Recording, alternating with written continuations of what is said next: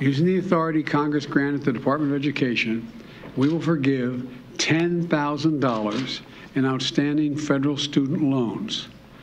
In addition, students who come from low-income families, which allowed them to qualify to receive a Pell Grant, will have their debt reduced to $20,000. Both of these targeted actions are for families who need it the most.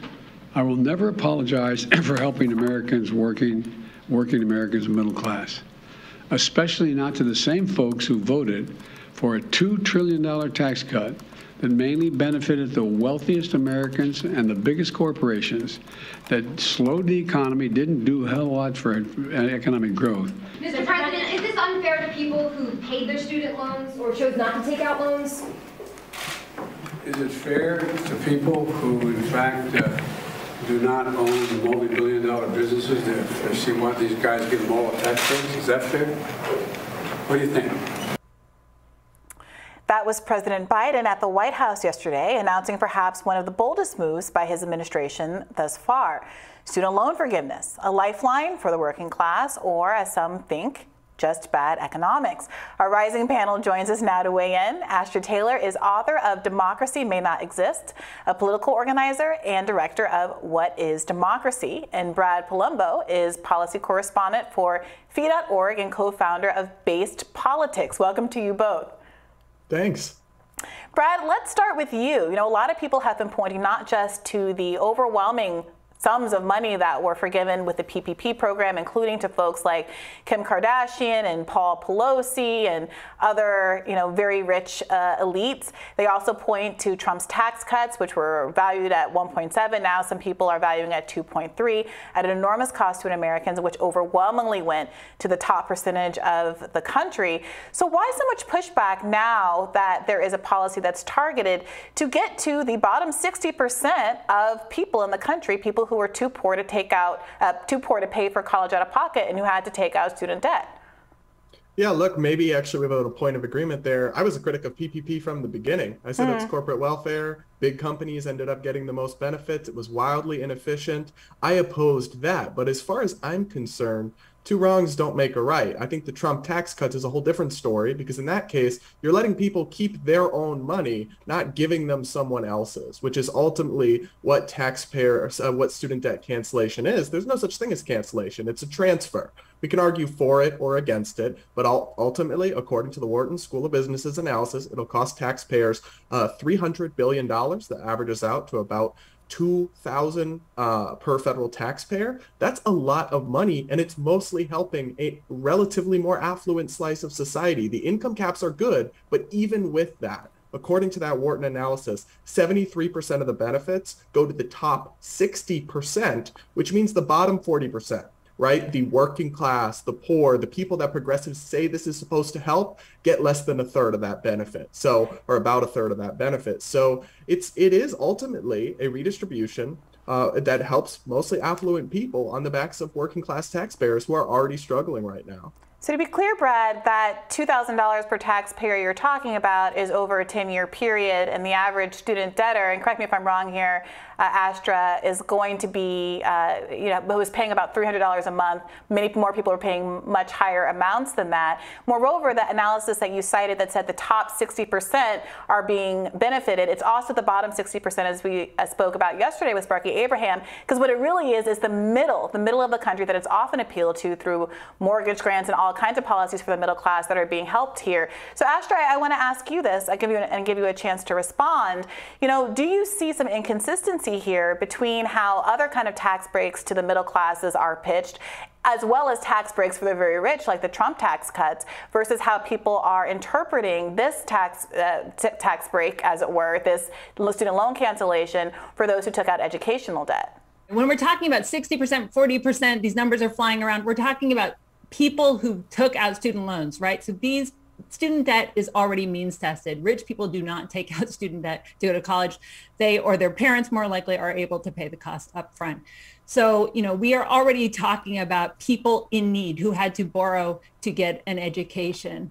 Absolutely. There's a double standard going on. We see, we did not see anything like this amount of hand-wringing over PPP loans. On average, the forgiveness granted was $90,000, but many rich individuals and big corporations got much more than that. Of course, there was also all of the bad corporate debt that the government stepped in and purchased at the beginning of the pandemic, the bank bailouts of 2008, which actually launched the debt cancellation movement. So 100% we see this double standard time and time again. We also need to push back on just some of the assumptions that are floating around here too. For example, I want to lift up a piece by Joseph Stiglitz, the Nobel Prize winning economist that just came out today that said, this is not going to be inflationary at all. And if anything, it might reduce inflation precisely because of some of the ways of costing things out, as Brianna said. When we look at this over the long term, this is really, a rounding error in terms of federal government spending. If I could just hop in with a quick response to that, I'd just say that, facts are stubborn things. And the notion that rich people don't have student debt, it's false, because people who go on to become rich have student debt. So you're right. If your parents are Bill Gates, you're not going to have student debt. But say that you go and your parents aren't Bill Gates, you become a lawyer and you make $500,000 a year now, you still probably have a lot of undergrad student debt. It's a fact. A University of Chicago study found that full student debt cancellation would benefit the top 20% 6 times more than the bottom 20%. Most Americans didn't go to college. Only people who went to college benefit from student debt cancellation. And guess what? They make more money. They tend to be more affluent. That's why people go to college. These are the facts of it. We can defend it, we can debate it, but it benefits affluent people as a matter of fact. And look, like Brad, I was against the PPP loans. I was against the bank bailouts. I was against the auto bailouts. I was against the airline industry bailouts. I'm against, unfair tax breaks. I want to reduce everybody's taxes and spend less, but I don't want to give special favoritism to any special corporations. And I'm besieged right now on Twitter because I've been complaining about the Biden's plan, and it's like, oh, did you say that when Trump's debts got forgiven? Robbie, yeah, Trump's a crook. I don't want to be president. Robbie, what it is that a lot of so you say it's a double standard, but how's it a double standard when I've complained about all those things? I'll explain it to you, because the tone and tenor of the way that you're reacting and the way so many people are reacting to this student debt cancellation is qualitatively and quantitatively different than whatever internal frustration or moderately expressed frustration you might have had with the PPP loan cancellation. We did not, facts are stubborn things, you say, Brad. We did not have this robust public conversation when the PPP loans were canceled without fanfare earlier this year. Reporters were not shouting down Joe Biden, saying, why is it fair for these millionaires and billionaires who donate to your campaigns and the campaigns of Republicans and Democrats alike and our corporate plutocracy? Why is it fair that Paul Pelosi and all of these people get their loans canceled? That is not a conversation we're having. Though, it's not and really Brad, a fair if I could comparison. respond to just one of your other points. Lawyers, very, very, very few lawyers make $500,000 a year, and I can say this as an attorney myself. I graduated from Harvard Law School at the top, at the top of the profession, and I know almost no one who makes that sum. And when they do make that sum, they pay off their loans. I have colleagues who paid off their loans very quickly because they did, in fact, have very high-paying jobs. A few of them really were able to do so within. I'm sorry, Brad. A few of them were able to do so within, let's say, 5 years or so. Those people who have high incomes absolutely should be taxed at very high rates. But we should not try to have a corrective tax policy where rich people aren't given windfalls by punishing people, the overwhelming majority of whom are low income and who have to take out loans to go to college. 40% of people who have student debt were unable to finish their degrees, many of them because they were unable to have the money to pay for and finish their degrees. And when you talk about the top 20% of owners, we talk about the 99% versus the 1%, precisely because there is such an enormous income gap between the top 1% and the rest of the country. So when you're talking about the top 80% of owners, of earners, people who earn $70,000, $80,000, $90,000 a year are in that top echelon that you're talking about. And yes, people who do graduate from college tend to earn more money. That's the whole point of graduating to college. And what people are fighting for here is for everyone to have that opportunity to go to college, regardless of how much your parents make and whether they are able to dig into their pockets and mommy and daddy are able to pay for your total tuition ride. So Astra, I want to give you a chance to get in there. That's not the story for a lot of people. The reason it's so vitriolic, this backlash, is because it's personal for people. Joe Biden is making suckers out of people like me. I went to a public college. This is not true. Education is a public good that should be publicly funded. It makes you $1 million more over your lifetime. It's a personal investment in your own future. American people have been told that the only path to a decent life. Excuse me, you've spoken a lot. Americans have been told that the only path to the middle class is to pursue higher education. This is why millions of people have done it. And student debt, if you're so concerned about taxes, student debt is a tax on poor and working class people who are trying to pursue upward mobility. And the government, the way loans are structured, causes them to pay off often many more times the principal. This is what calling it debt forgiveness is a joke. Many people have paid back many times more than what they've borrowed. I certainly have. They are stuck in a debt trap for what should be a public good. Student debtors are taxpayers. These are the same categories of people. People are doing what they have been told, which is pursue higher education, and asking for it. Debt cancellation is utterly reasonable given what they have paid. And the $10,000, $20,000 in some cases has been granted is a really trivial amount, considering what people have endured. So I understand where you're coming from, but I find it so, if we're saying that this process of making these loans, it puts people in ruinous shape, a lot of people, they're so bad off, they're swindled, they're scammed. Why are we not then changing that system? Isn't that the thing we have to do? We have to change the system. We're going to be right back here in 5 more years if if you're saying people should not take these loans, then the government should not make these loans. I would support that policy. Yes, the government should not make these loans. It should fund higher education directly. It's far more efficient. Then you get rid of the predatory loan servicers, the profiteers. And when you fund higher education with public money, you can say, keep the cost down, institutions, stop rising tuition. You can say, stop underpaying your staff. Stop exploiting your workers. There can be conditions on public money. Right now, we're, funding education through a very inefficient system, right? By subsidizing this lending program. Let's get rid of that. Let's get rid of all the bureaucracy and the red tape. We can save hundreds of millions of dollars a year by getting rid of the draconian debt collection system that is just pushing people further into poverty. Let's reallocate those funds to education.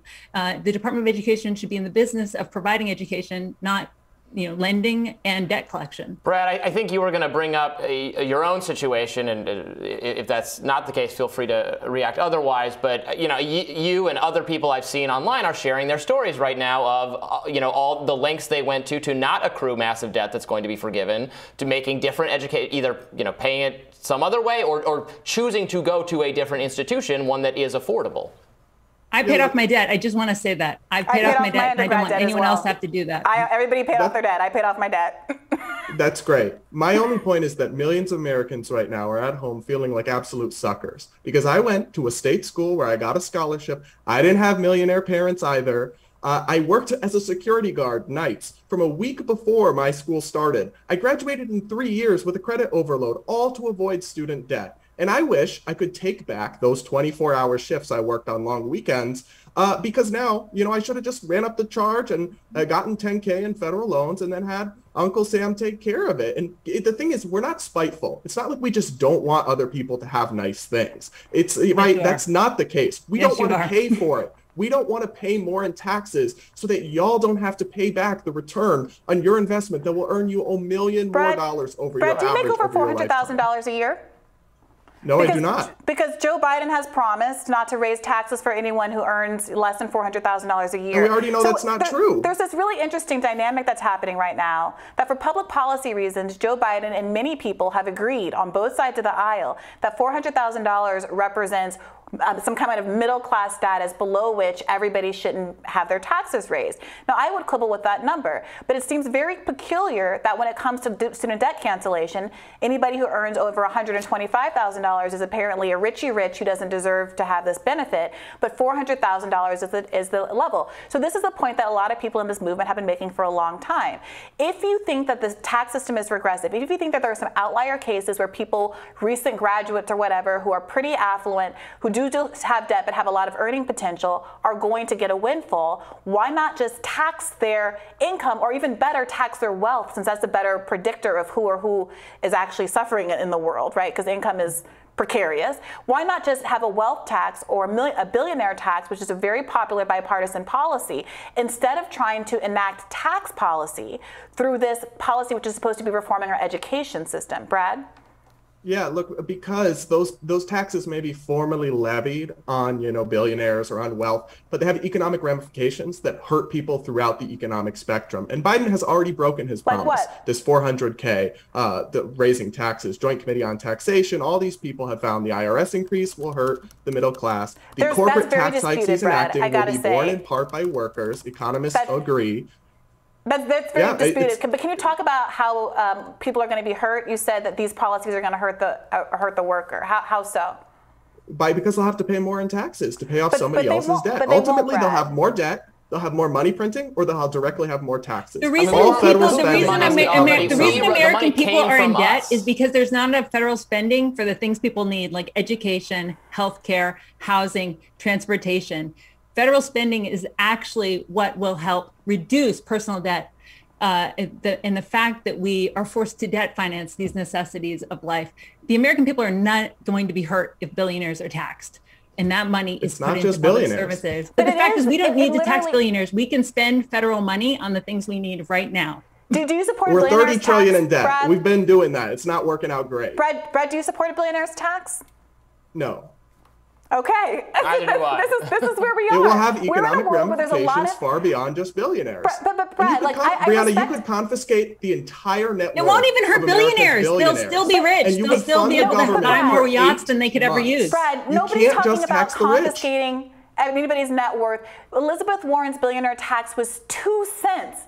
2 cents on every dollar, over like 500 million. The government for even a year. But wait a minute, Brad. You have to tax more than just the rich. I have a hard time. The federal government can spend without taxation. That's why we have deficits. The question is, are deficits used to enrich regular people or rich people? Brad, that's literally not true. I'm really sorry, but you said facts are stubborn. You're ignoring a lot of economic realities here. There's a disproportionate emphasis on money that is given to working people and ignoring money that is given to PPPs. There are millionaires. How are we ignoring that? We said we were against it. Wait a minute. It's not about whether you're for it or against it. The point is that conversation is the conversation about whether or not that's inflationary is never had. We're not sitting here talking about the supply chain crisis, which is largely out of a lot of people's control, and how inflationary that is. We're not talking about the Ukraine war and how inflationary that is on gas prices. In that? Wait a minute. Right here in the context of this conversation. So I respect concerns about inflation, but they seem a little bit in bad faith when they're only brought up in the context of this one time that a transfer is being given to people who are working, people who are debtors, people who are trying to take on education education loans as they've been instructed to do for decades by a country that didn't want to actually deal with an unemployment crisis and economic precarity among many groups of people who were then ushered into these loans and to go to college. And now, Brad, you're sitting here telling me that you're worried about the deficit and you're worried about inflation, you're worried about spending, but you're not worried enough about very rich people spending to actually want to tax them and pay for some of these social services that make our country better. And I think it's not true that I or Brad or most of the guests we have on from the right. Last year. I can't control other people. I've been consistent. So and most of the guests we have on from the right are against the PPP loans, the spending on Ukraine. We rail against. You want the poor. Astra is right. Having to take out debt to go to college is a tax on working people. If I go to NYU, you can't make up definitions. That's not what a tax is. A tax isn't optional. You can't choose to have a tax. Here's what happens. Someone like me, I paid more to go to college than my classmate sitting next to me in the chair whose parents were rich. Because I didn't pay let's talk about law school, because I actually paid all of my law school tuition. My mother helped with undergrad. But if I paid over a 10-year loan, I paid $240,000 on a $180,000 degree because of interest. A rich kid pays $180,000 for the same education I have. That's what happens when we have interest rates. I had a 7.5 loan and an 8.5 loan interest rate coming out of college in 2007, going into law school in 2008. That's what we're talking about. So instead of having people who have less money having to pay more for the same services and opportunities, we should provide it free through the public college system, per Astra's point, but in the interim, get some relief for these debtors. And to the extent that you're concerned about the deficit and funding of those kinds of things, there is always the option to tax the rich. There's always the option, as Bernie had in his plan, to tax Wall Street transactions in order to fund free public college. But nobody ever wants to do that because there's no solutions coming out of the right. At the end of the day, you just want it to live in a world where only rich people can go to college. No, I don't. I have plenty of solutions we can talk about to end the cost of college, and the administrative bloat, and the federal subsidies that have jacked up the cost. I agree with you. There's a problem. We can even talk about forgiving interest on federal loans. I'm not saying there's no problem here, but I will say big government intervention caused a lot of it in the first place, and a taxpayer bailout at the worst possible time isn't a good idea just because we've done bad things in the past. A one-off taxpayer bailout without any reforms to the system whatsoever. Astra will give you the last word. Look, this is a problem where the solution is incredibly obvious. We can use federal funds to solve the problem at the source by funding full public higher education for everyone who wants to attend. I totally believe that people should be able to live dignified lives, to earn a living wage without having to go to college. But in this world, we need college educated people. We need nurses, we need teachers, we need therapists, we need all sorts of career fields that require higher education. We need lawyers who can go into to be public defenders and not just work for big corporations. And the fact is, spending that federal money will make us all richer in the long run. It's good for the government to do good things. This amount of relief is a great first step, but we're going to come for the rest of it. So get ready, y'all. All right, that was the fiery debate we had promised our viewers on this subject that we are all pretty passionate about. So Astra, Brad, thank you so much for participating. Thank you, guys. Thanks. And we'll have more Rising in just a minute.